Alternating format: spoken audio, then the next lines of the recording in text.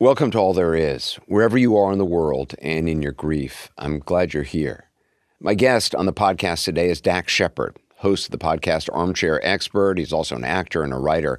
I spoke with Dax a couple weeks ago in New Orleans at BookFest, which is an annual event at Tulane University where dozens of authors come and speak. I'm still going through boxes of things in my basement that belong to my mom and my dad and my brother. And the other day I came across some grainy pictures of me on a trip to New Orleans with my dad. There was one taken in a photo store on or near Bourbon Street, one of those places where you dress up in costumes. All the others are from a cheap Instamatic camera I had. That's why the pictures are so grainy. But seeing them brought back the memory of that trip, wandering around the French Quarter in an old cemetery with its above-ground tombs. I remembered the way my dad made me feel. I remember his love and the way he treated me as a person worth listening to and worth including in on everything. I hope that's how I can make my boys feel. The photos on the back all have the date that they were processed, July 1977, which means I had just turned 10 on that trip, and in less than 6 months, my dad would be dead.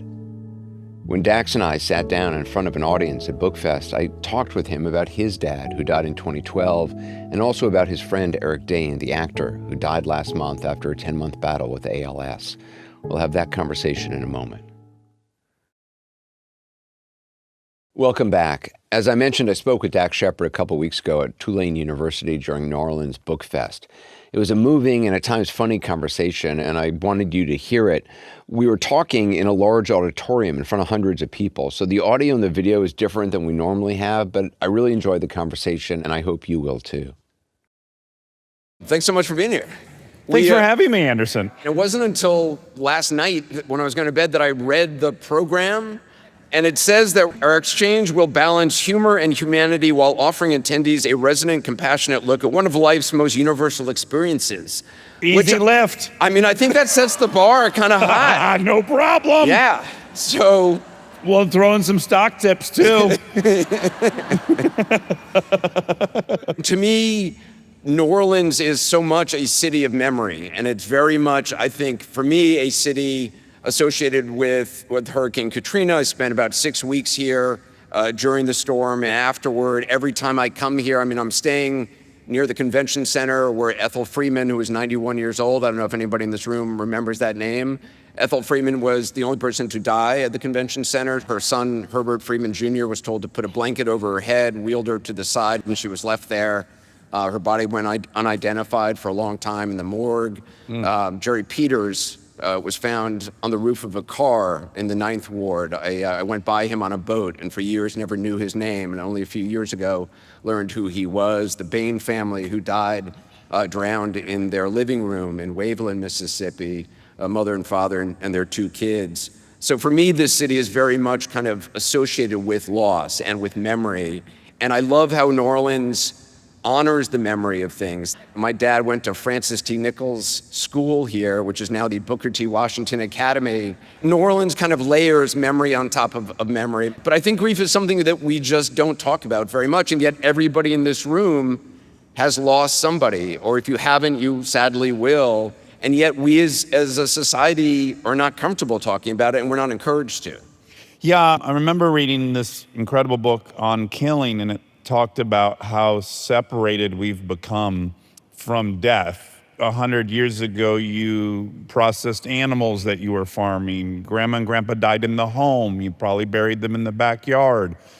Everything's been so removed that we have no real connection to it anymore. And in that kind of loss of experience, I think we start abstracting things and getting quite confused by them. You lost your dad, Dave Robert Shepard.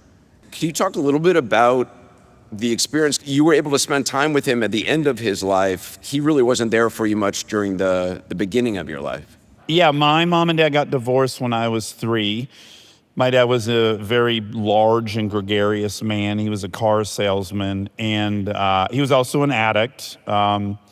And so we would go see him every other weekend, and that generally meant he would take us directly to my grandparents' house, which was great because they were wonderful. So yeah, I had kind of limited time with him.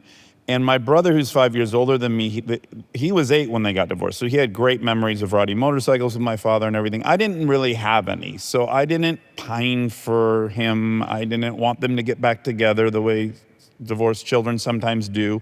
And I was quite judgmental of him. We lived very, very modestly, and he drove a Corvette. He had 2 children and would pick us up. That's a 2-seater for people who don't know about Corvettes. They're not built for a family, as it turns out. And Nor was he. no. And if you think it's bad transporting them in a 2-seater, drinking doesn't help the situation a ton, nor the snowy roads in Michigan. But alas, yeah, I was pretty judgmental of him, and he got sober. He got sober when I was about 14. Things started changing a bit then. He got in this horrendous car accident when I was 15, and I moved in with him for a couple of years. And that was probably the core of our relationship going forward. In my judgment of him, I think I kind of prided myself on being the one person who wasn't afraid to confront him. All through my 20s, we had moments of real connection, and then moments of us arguing and not talking for periods of time. All this to say that when he got diagnosed with cancer, ironically, I was in a position financially and time-wise to be able to go back to Detroit nonstop and be a part of taking him to chemo and doing all the things that need doing. And it's also relevant that I had been supporting him at that point for probably 5 or 6 years. And you and I talked last night about the strain of that when you're your parent's caregiver. Every time the phone rings, there's this anxiety of like, well, what is it now?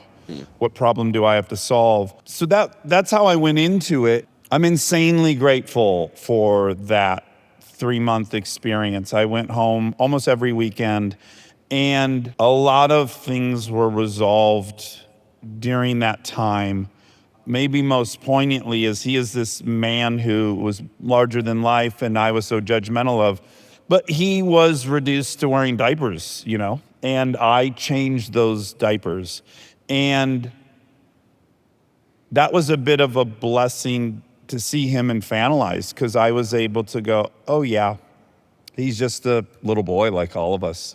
You wrote about it in a blog. You said the car rides proved to be shockingly therapeutic. One of the hidden benefits of cancer is that it can erode grudges the way WD-40 dissolves rust.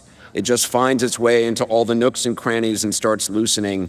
Before long, the once formidable chip on my shoulder had melded into something the size of a nicotine patch.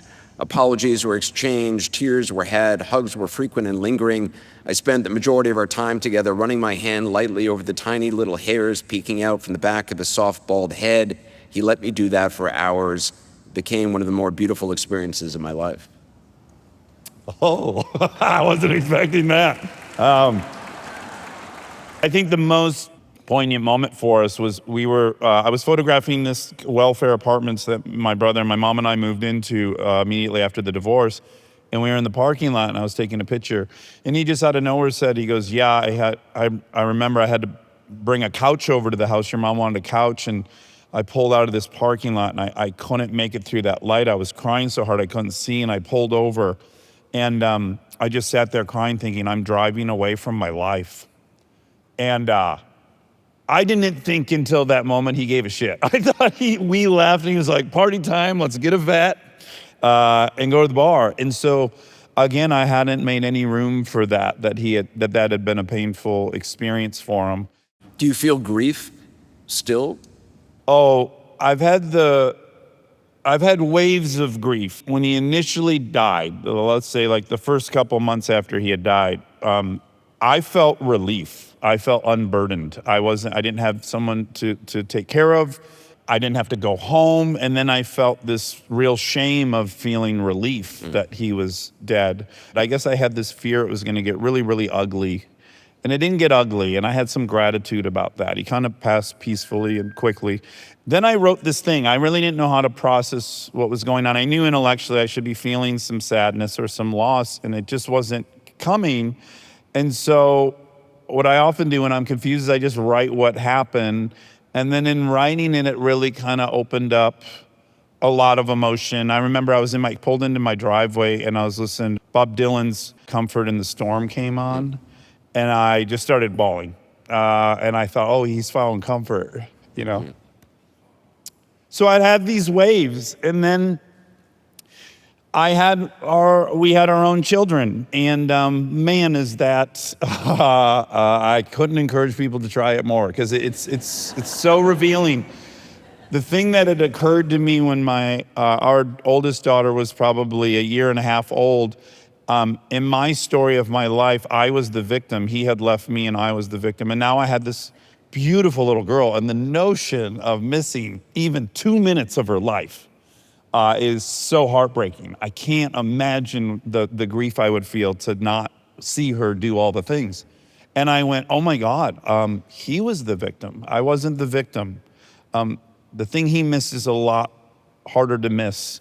And I felt real compassion for him. That was like a wave. I also, now that little girl's 12, and she has taken on the same role I had, which is she loves to confront me. She's the one person that's not afraid of the big open the house.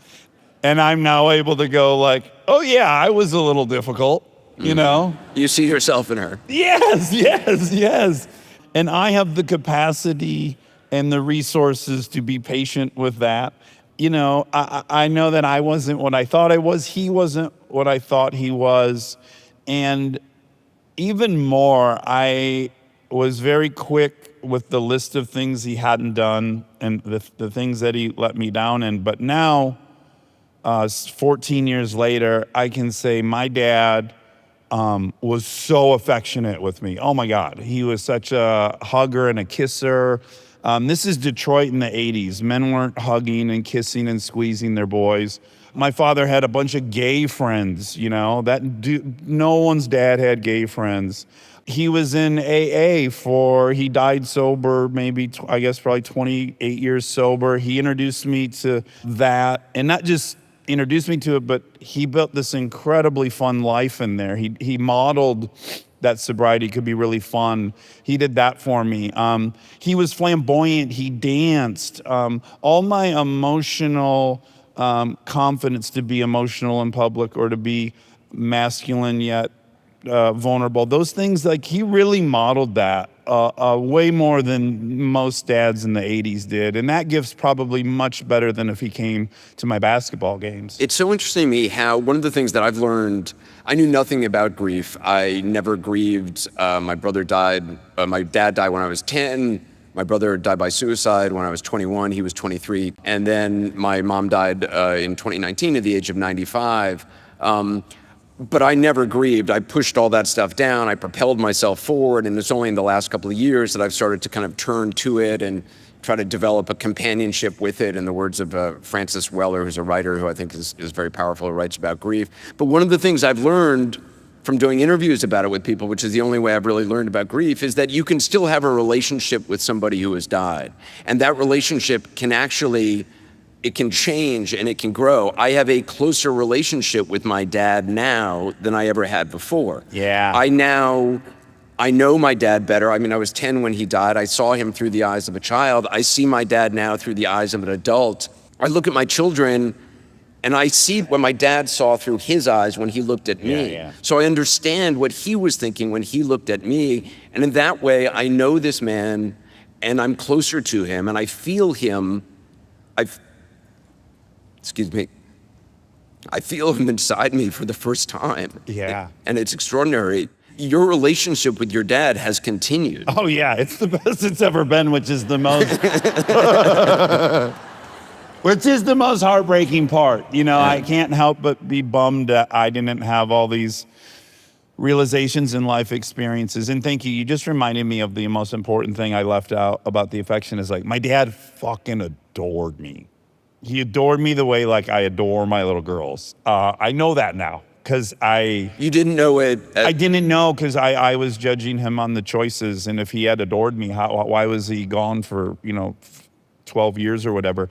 But I not only do I look at them in the same way that he looked at me and I recognize it, I annoy them in the same way he annoyed me. He wanted my attention so bad. And I found it very annoying. And I am like constantly policing myself. I'm like, oh, I'm doing exactly what my dad did. So I know this is how he felt about me. Do you find yourself talking to him?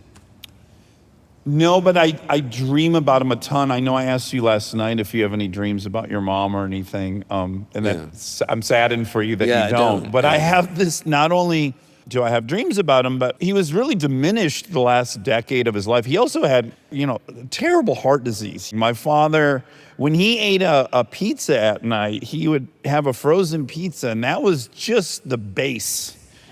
And then came hot dogs and salsa and chicken fingers and the things that he would create. He was indulgent. And so, unfortunately, my memory of him for a long time was clouded by that diminished state he was in. But now, when I have these dreams with him, I kind of interact with him at my age, well, probably him even younger, when he was like a really gunslinging car salesman who was a smooth talker with ladies. Again, the gift he gave me. This man was defined by getting girls way out of his pay grade. By the way, let me just I must have got that from somewhere. Let me just jump in, because one of the things you said is that he was in the hospital in his final days and not even really very communicative with you, but there was a moment when a nurse came in and he had to pee. And I'm sorry if this offends anybody, but I'll read what you wrote. She was helping him pee, and you wrote, she was manipulating his penis into the mouth of the jug when he mustered up the strength and focus to say something pervy into her ear. He had stopped talking for 5 days. I was like, oh, he's done talking. This is one of the last stages. And I was like, no, he definitely just spoke in her ear. Yeah, he said he had lost the will to eat. And you were able to decipher a few words what he said, but none of them good. No. Yeah. Toward the end, though, you actually were able to give him a gift. And you write about it. You say, at one point, and unbeknownst to both of us, my wife walked into the room. She'd flown in from LA without any warning. It was a surprise. It was an amazing, incredible, perfectly timed surprise. Do you want to talk about what she did? Yeah, I mean, it's hard to. She's done so many incredible things over the 19 years we've been together, but she's intuitive as like crazy. So I was there, and I was growing really, really upset with the amount of people visiting my dad. And they were all really well-intentioned. These are people who had been through AA with your dad, and he had really showed up for them. Yes, and so his room was an unending parade of many, many people, and they were all lovely and well-intentioned, but it put me in the position of them grieving and me having to comfort them, and I was starting to resent that I couldn't just be in there with my dad, and I was starting to get really quite overwhelmed with that. And I went outside to sit in the car to get a breather, and I called Kristen to just vent about it. I mean, this is unbelievable, this story. Kristen Bell is your wife. Yeah. Princess Anna. I was complaining, and she said, it's okay. I'm here. Look to the left.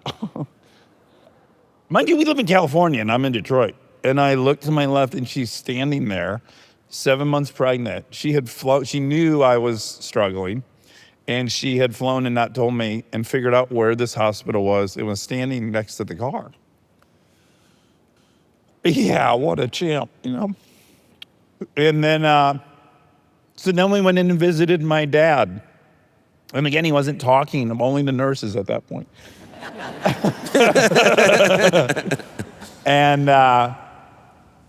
And yeah, she came in and he got to feel her belly. Yeah. There's a picture of that I'd like to show.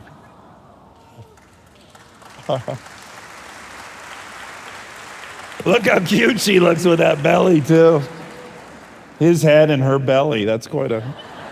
What's rounder? I just want to read what you wrote about that moment. You said she lifted her shirt up and he put his hand on her swollen stomach. He left it there for the better part of an hour. He was smiling from ear to ear, sitting contentedly, unable to put together a sentence, but still capable of connecting to the new family member we were creating. He wasn't going to make it to the birth, but that didn't get in the way of him meeting the new baby. It was an emotional and triumphant moment, one I will never forget.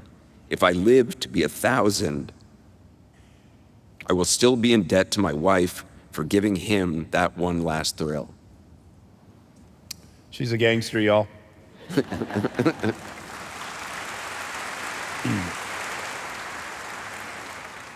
I have come through my forgiveness and growing love for my dad and my acceptance that I'm so much like him. And watching this little girl who's unfortunate or fortunate enough for her, very much like me, I don't see the divisions anymore, the compartments that I thought of as like he's one thing and I'm a thing and she's a thing. I can feel we're this thing that's moving through time. And it's so special, and I'm glad he got to touch the new iteration. Could you talk more about that? This connection through generations, through time. Yeah, I mean, if you think of like Dawkins' book, The Selfish Gene, and how really we think of ourselves as animals evolving, but we're genes evolving. And when you think about evolution on a gene level versus an animal level or a population level, it's just a fascinating way to think about how things are just traveling through time. And of course, half of my genetics are him, and they happen to be the ones that seem to be most expressed, which is interesting.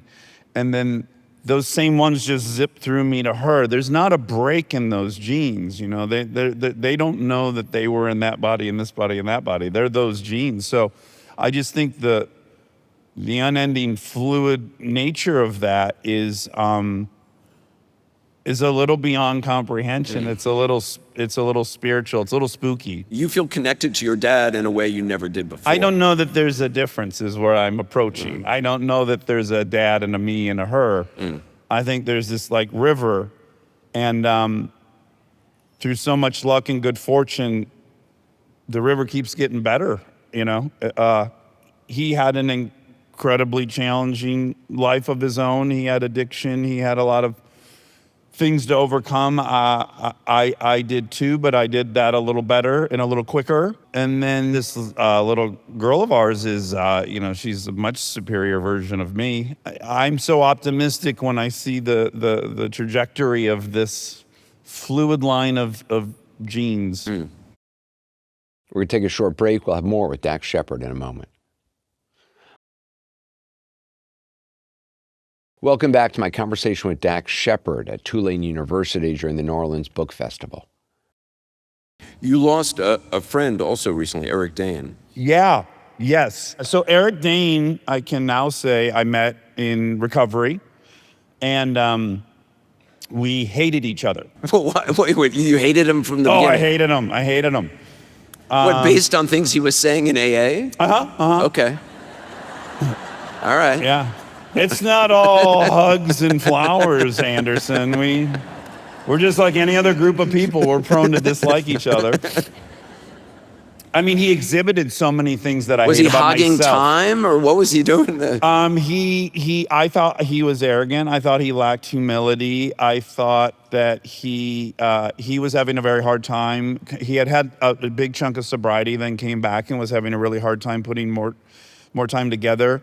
And I thought he was a bit of a bully, and we were in a meeting at a friend's house. Again, this was told on the podcast, so I'm not speaking out of school, but he threatened a younger member of the group, and this had been simmering for a long time, and I said, let's go outside right now. It was on. And we walked outside to fist fight in the driveway of an AA meeting. It's not the general outcome of an AA meeting, thank goodness. And people intervened, and it was broken up. And then, God bless both of us, we kept coming back to the same meeting, like neither was going to not show up. And over the course of the next 2 years, I found myself starting to kind of relate to him. I also think he was getting maybe more honest, or I was open to it, but I heard his story for the first time. His father shot himself in his house. I didn't know that. When he was a little boy, and his mom came upstairs and said, "I'll tell you what happened if you promise that you won't cry." And so that little boy held on to that, and then that little boy grew up without a dad, like I grew up without a dad, and he was so in search of masculine validation, and it took all these shapes that I hated, that I'm sure he hated in me. And I remember he had a share one time, and then when it got around to me to share, and you're not allowed to cross talk, it's a great rule of at least the group I'm in. You can't respond directly to No, somebody. you're not to like advise or give your 2 cents. That's we call it crosstalk. It's no good. But I kind of broke that rule, and I said, I can't believe I'm going to say this, but that's one of my favorite shares I've ever heard.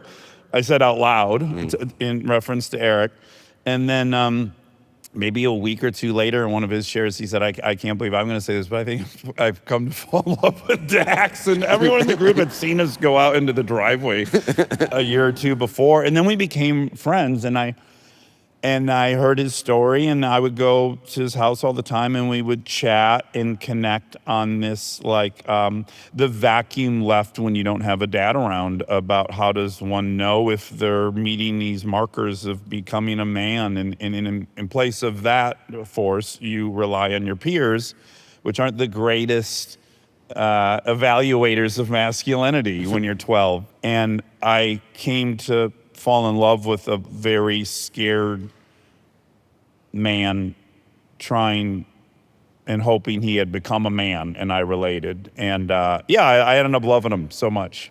And then on that episode of the show, this was only 2 years ago maybe, he said in the episode, he said, yeah, my arm's been like atrophied on the right. They think I have a virus. I'm like, oh, that's so weird. A virus that atrophies your arm. And then maybe 8 months after that, he discovered that's not what it was this. And then it was just an insanely rapid decline.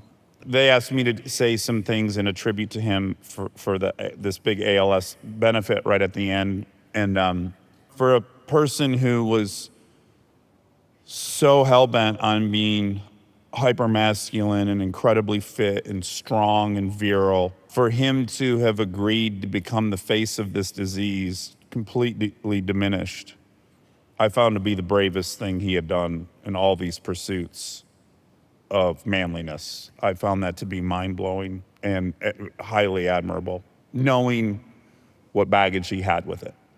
My fear would be that you saw any cracks in my strength, because you will pounce and attack and subjugate me. So for me to do what he did would be very, very hard, and I'm pretty blown away by it. Do you show yourself as vulnerable to your kids? Yeah, I'll say that my kids have gifted me this, which is I had not cried from probably 8, 9 years old until about 8 years ago. My other soulmate, other than my wife, is my best friend from childhood. I got a call that he was in intensive care, and it looked very, very, very bad. For me, my tether has been connected to this human, Aaron Weekly, since I was 11. And he was my refuge from this pursuit of masculinity. He also had a crazy childhood, and the two of us were able to be vulnerable with each other, which I think was very, very rare for boys in Detroit in '87. And the thought of him not being here really, really opened something up. And I was trying to tell Kristen the news I just got, and that I was going to fly to Detroit, and I just couldn't really get it out. And my kids were there. And then that was the proverbial crack in the dam, and it just hasn't stopped. But these little girls bring it out of me so much, and they love it. They laugh at me. They tease me nonstop. Is Dad crying? My weakness, my Achilles, is any documentary about a female singer. I watched the Sinead O'Connor doc purposely in my bedroom, middle of the day, knowing I would maybe have an issue. And sure enough, I see 3 little faces peeking around the corner. Are you crying, Daddy? No. Yeah, if you're a woman who's been through some shit and you step on a stage and open up your mouth and let it rip in spite of that, I'm on the ground crying. So Yeah, they see me cry a lot now. My dad used to cry a lot, like at anything. If the song "Amazing Grace" was playing anywhere, he would like weep. We saw a movie called Conrack with John Voight, it was about a guy in the South who was a teacher, and I just remember him weeping in the theater. You know, you have this great obligation when you have kids to, for me, the way I frame it, maybe it's right or wrong, which is like, I'm the guy in their life. And so I'm setting the bar of what they think they deserve. And so I think they deserve someone who takes them very seriously and listens to them all the time. And I think they deserve a man who's willing to be emotional and be present and not be afraid of their emotions. And I have to get over my shit to be that man in their lives. That's my job. Yeah, I'm just glad I've lived this long to be able to do that for my kids and with my kids. There's nothing better. I think we're out of time. Dax Shepard, thank you. Oh, so fun. Thank you, everybody. I want to thank Dax Shepard for that conversation and the New Orleans Book Festival at Tulane University for letting us share it as an episode of All There Is. And I want to thank Walter Isaacson for inviting me there. A couple of upcoming things to tell you about. Thursday, April 9th, I hope you join me at 9:15 p.m. for my streaming show, All There Is Live. It's our live show about loss, streaming on our grief community page, cnn.com/allthereis. You can also communicate with others who are watching at the same time. One of my guests will be Julie Devaney Hogan, a wife and mom to 3 young kids who was diagnosed with breast cancer, which was treated but has now come back as a very aggressive form of brain cancer. My biggest fear, truly as a mother, is that they certainly will be given permission to cry, but will they still find joy and humor and ways to laugh in life? Will they come to family events and will they be treated as the child who lost their mother young? Or will they be scooped up and brought into a joke and brought into a laugh and brought into a song as our family typically does? So I have found I have to be really direct in sharing with my family and my close friends what I want right now.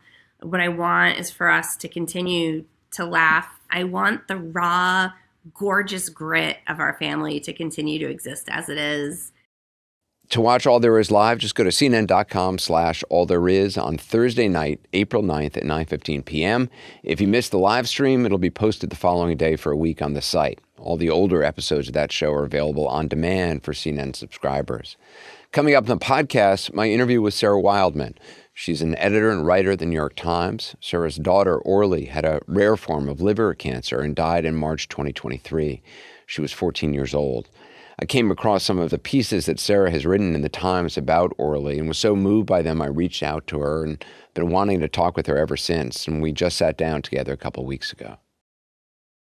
There's something so profoundly off-kilter about having nurtured someone from birth and seeing them leave. And I know I'm not the first person to have done it, but it felt so out of order, you know. I felt like in free fall, you know. What does it mean now? What does anything mean? How do I put one foot in front of the other? How do I relate to anybody? How do I go out looking like a person? You know, how do I not appear to every single person that I'm completely shattered? What's so strange is what allows us to get up again each morning or do the things that we're supposed to do. I almost wanted to run.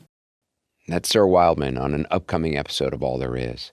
If there's something you've learned in your grief that you think would be helpful for others who'd like to hear from you, leave us a voicemail at 404-827-1805. Thanks for listening. Wherever you are in the world and in your grief, you're not alone.